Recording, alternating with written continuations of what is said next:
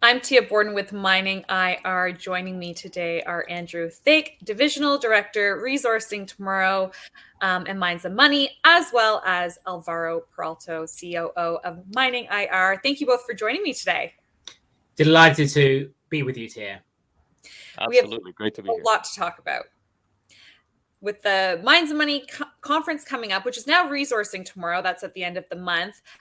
We've been there multiple years in a row. Wonderful conference. Andrew, my first question to you is why the name change? Well, first and foremost, thank you very much for MiningIR's support over the last 4 or 5 years. We've had a fantastic partnership and relationship with MiningIR. Mines and Money has been running for 20 years now, and it's a fantastic brand. And it's always done really well in terms of speaking to the junior mining industry.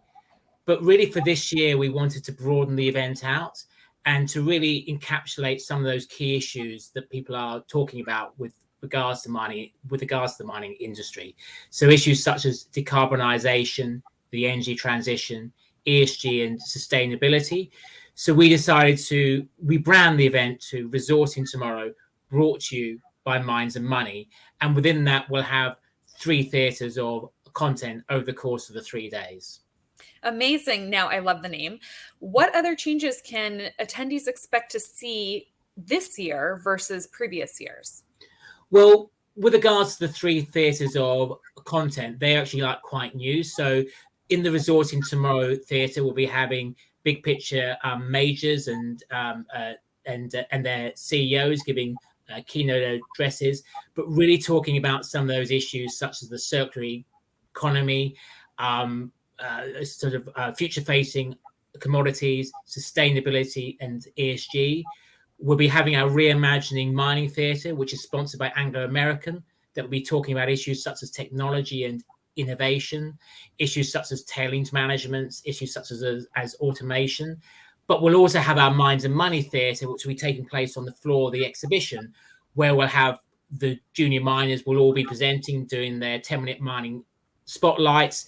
We'll be having commodity deep dive panel discussions. And last, but by no means least, we'll be having some pitch battles, of which one of the MCs is Alvaro. And we know Alvaro does a wonderful job hosting the pitch battles. Now, Alvaro, I'm going to jump to you. MiningIR has been a media sponsor at this event, at this conference for the last few years. Can you tell us what your involvement will be this year? Well, it seems that every year Andrew just ups the ante, and we love to follow along. And we're really excited to be participating in the pitch battles and in the gala event this year. This year, what will be different, I think, is going to be that we'll be doing roaming booth-to-booth interviews with CEOs of different junior mining companies out there. And that's really, really exciting. It's worked really well in the past. And the other thing we'll have is our booth. And our booth is going to illustrate some of the things that MiningIR can bring to the table in order to amplify the voice that these junior mining companies have and get to market even more. So we're super excited. Like I said, the bar keeps on being raised. I don't know how Andrew does it, but every year it's just that much better. And definitely looking forward to this November. Alvaro, can you tell us why the structure of having the roaming interviews is beneficial to the attendees and to the CEOs of these different companies? Great question, Tia. It really comes down to this. CEOs are there for a primary reason. They're there to talk to investors. Every time you pull them away from the booth is an opportunity lost for them. That's probably how they see it in their minds. The other thing that we found is that it's super easy for us to set up our equipment without being in the way.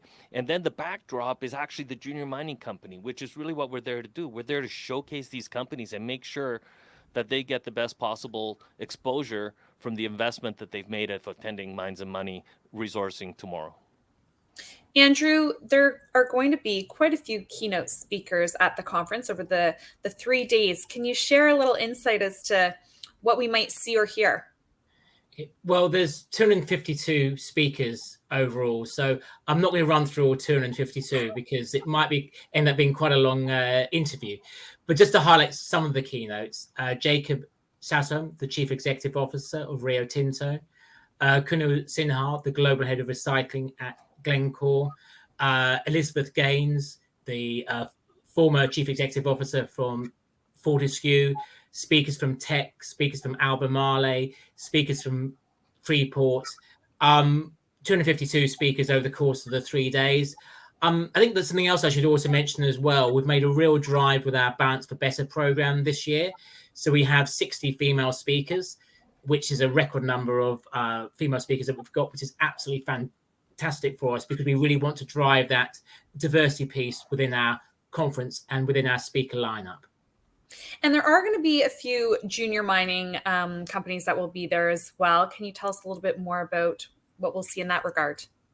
Yeah, we've got our highest number of junior miners signed up since about 2016. Got 150 junior miners coming, and we are commodity agnostic when it comes to the juniors. So you can be gold and precious metals, you can be battery metals, you can be critical metals, you can be uranium, you can be base metals, you can be listed on the TSX, ASX, AIM. We don't care as long as you've got an interesting project that our investors want to listen to.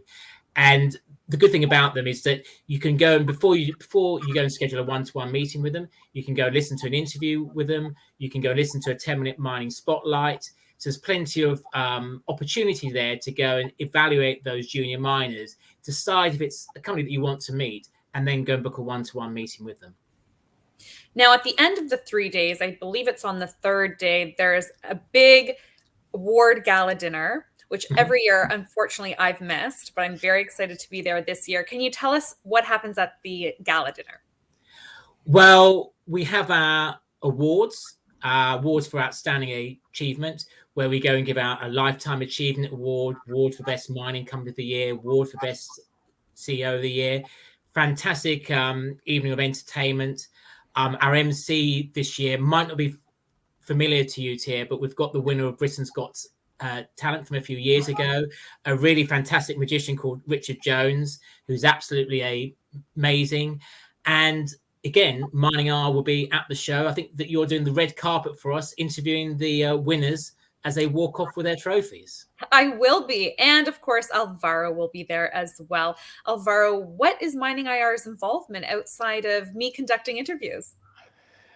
Well, first, hats off to you again, Andrew.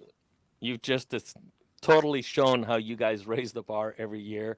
To listen to what's coming for this year's event, this winter event, is absolutely amazing. We're so excited to be a part of that. The gala event, well, this is it. London, Christmas time, black and white.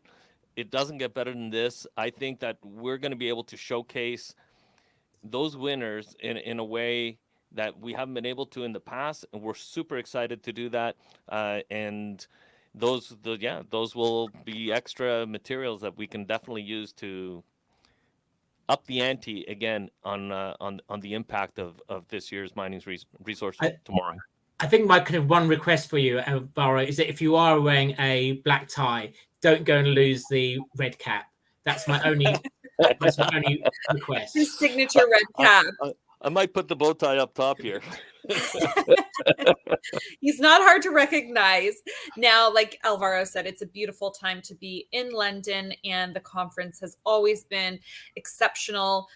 I want to talk about 2023 because we are getting out of the rain and the Christmas feel and shifting into some sunshine in Miami. Mines and Money and Resourcing tomorrow will be hosting an event in Florida in 2023. I believe it's February. Yes, that's correct. The dates will be the 23rd and the 24th of February. So if you are based in Toronto or Vancouver or London, if you want to, you can stay in the really cold and miserable weather, or you can come down to Miami. Being serious, is at the event, we're going to have a lot of investors there. Obviously, the Florida and that Panhandle region, there's a lot of investors that live there who are very interested in investing into mining and natural resources. We've already got 50 mining companies signed up. We'll probably end up with about 80 in total. And again, it would be a fantastic mining investment opportunity for those who decide to sign up and go and attend the event. Amazing. And anyone who is looking for more information, whether it's to sign up for this event in London in November or the one in 2023 in Miami, where can they go to find more information? Well, just at the bottom of the screen is our website. If you go onto our website, you can either register for our London event, and you'll also find events. You also find information for our Miami events as well.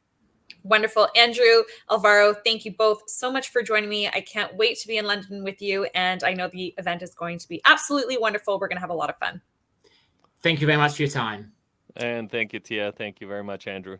Thanks, and have a great day.